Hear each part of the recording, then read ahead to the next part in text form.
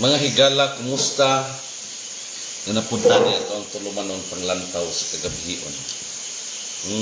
Sa dili pa nato sugdan ng ato ang pagkukabildo mga igsoon. Ato sang i-shout out ning ato ang mga likers sa ato ang episode kagabi. Pero ato ding ipahibaludaan mga igsoon nga ugma sunod gabi wala tingali tay live diri sa atong paglantaw sa kagabihon tungod kay na importanteng lakaw kini mga igsoon, no, mutambong ta og celebration mahitungod aning kanang indigenous peoples. So araw ng mga katutubo mag-adto tag laing lugar dinhi sa ato ang probinsya diri sa Zamboanga del Sur natay adtoon dayon maki-celebrate ta sa araw ng mga katutubo. So ugma sa gabi ug sa sunod gabi tingali wala ta aning ato ang program panglantaw sa kagabihin. Ato ding gi-shout out no si Willie Dahirok nga to ang municipal administrator Sir Abinigo Kapan, si Bernadette Tanduyan diha sa Seattle, USA, Ruina Solo Bantungan, Pastor Yong Monleon Makigangay Jr. sa Sayo Christian Fellowship, ato ang amigo nga principal diha sa Buloron Midsalip Zamboanga del Sur or Buloron National High School sa Midsalip Zamboanga del Sur, si Julius Anchula Inquito. Ipong i-shout out si Fredelyn Salinas diya sa Lapuyan, ito aming grade 5 teachers Kalube Integrated School. Ginaline J. Martinez, Genevieve Siit, Marie Chris Umpa Mulihon Castillon, and Fi Aluna Flores sa Mati Elementary School.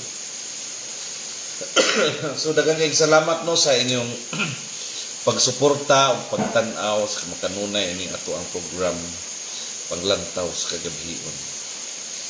So in the dimming light of the evening, ulan-ulan gamay no sa gawas, as our nation watches every turn of politics unfold, a simple yet powerful statement echoes from one of the country's respected minds, Dr. Clarita Carlos. He said, "We elect our president with a tenure of 6 years, quote unquote. Let him govern for 6 years." That statement, though short, persists through the noise of rallies, criticism, and political debates. It reminds us that in the foundation of a democratic society, there is order, law, and mandate, all of which must be respected if we are to remain true to our Constitution. Daghan kaayong antod karon no gusto paginilang palingkuron si Vice President Sara kining mga DDS. Sige lang gyapon sila panghilabot sa Facebook. Kung sila walay nahimo mangingana daw sa ang president. But according to Dr. Clarita Carlos, we elect our president with a tenure of 6 years. Let him govern for 6 years.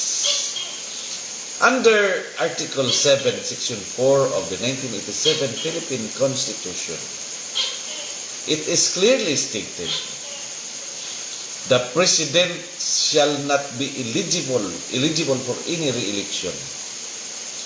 The term of the President shall be 6 years.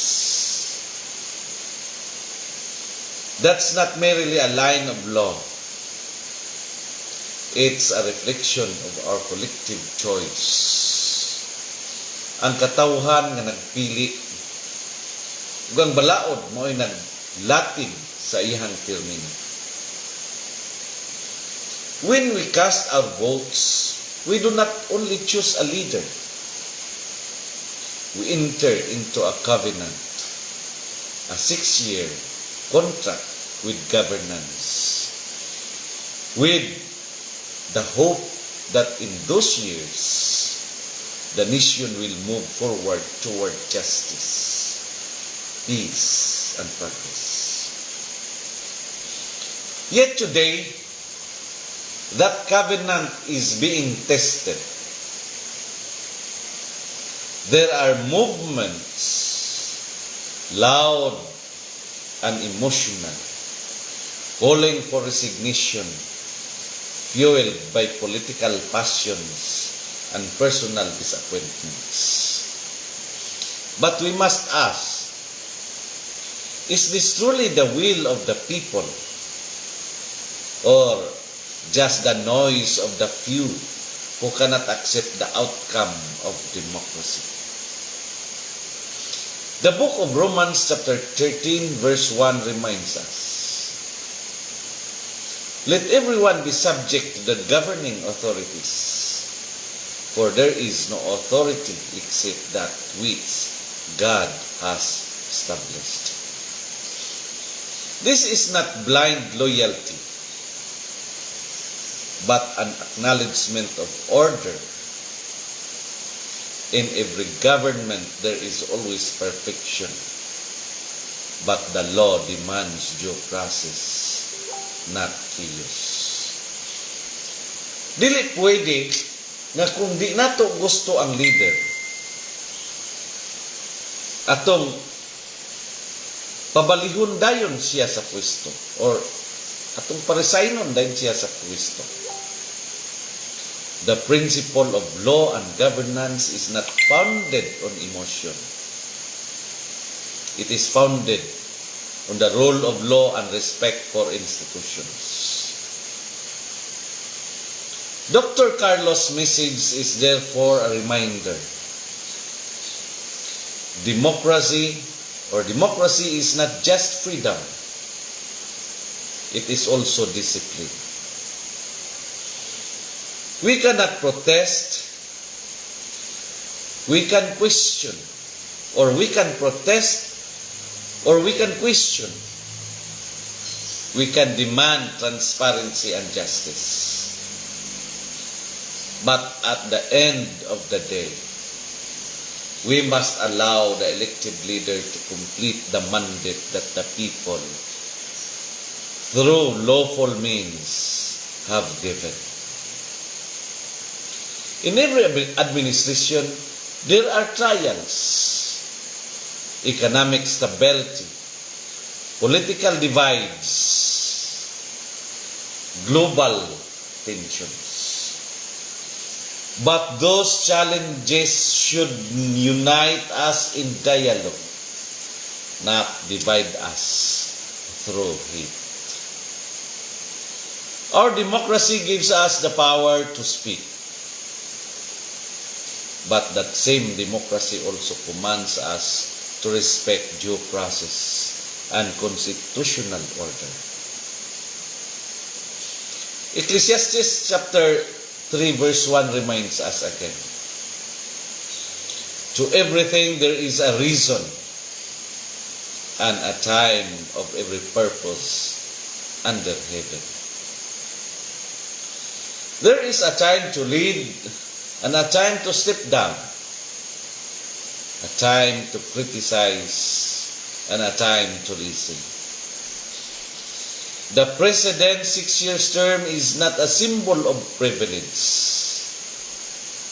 but a test of both leadership and the nation's patience. A test of whether we can walk through disagreements without tearing the nation apart. Let us be reminded that progress doesn't come from removing leaders every time we wind of politics ships. It comes from stability, accountability, and a people who will critically or while critical are also constructive. Kung gusto nato og matinud-anong kabag-uhan, dapat sa hustisya, dili sa kagubo. As the night deepens, panglantaw sa kagabion calls upon every Filipino to reflect. Are we building a nation on anger or on wisdom? On faith or on faith? On division or on understanding? The Constitution remains clear. 6 years, no more, no less. Within that span, let the President govern. Let Congress legislate. And let the people participate through lawful, peaceful, and principled means. In the spirit of truth, let us end with the words of Proverbs. Proverbs chapter 29 verse 2. When the righteous are in authority, the people rejoice. But when the wicked beareth rule, the people mourn. It is our duty then to ensure that righteousness, not self-interest, defines our nation's future. This is panglantaw sa kagabion, reminding everyone that true democracy is not about destroying leaders, but holding them accountable within the bounds of law, faith, and respect. Let him govern for 6 years, and let us govern ourselves with discipline, understanding, and grace. Kamong nagsigig pakalap og mga fake news, undangi na ninyo. Kamong nagsigig panghilabot kay gusto niyong palingkuron ang inyong gustong mulingkod. Just wait for 2028. After that, if you won, or if you will win, or your candidate will win, 6 years na pod ang iyang paglingkod. Kaya magsigig panghilabot sa atong gobyerno. Kay ngano, dili magauswag ang atong nasod kung inana ang atong mentalidad. Kini ang panglantaw sa kagabhion diin ang kahayag nagadanag bisan pa sa kanitnit. Kini inyong igsoon higala ug alagad Jeremias Labaho Tubigon sa makausap pa mo ingon nga sa atong pagpangandoy ug matarong nga katilingban ang kamatuoran gayud ang atong suga ug sa kangit-ngit sa kasaysayan ang tinud-anay nga pamunuan ang labing hayag nga paglaom. Daghang kayong salamat sa inyong pagpaminaw ug pagtan-aw. Shout out Willie Dahirok, Ate Maribel Alico Saison, Ma'am Elizabeth Mingo of Lapuyan, and Roem Anciano Humawan of Ramon Magsaysay, Zamboanga del Sur. Kitang tanan or sa tanang nagtanaw, ini ato ang program panglantaw sa kagabhion. Ang Dios magapanalangin ug magapanalangin kanatong tanan. Maayong gabi.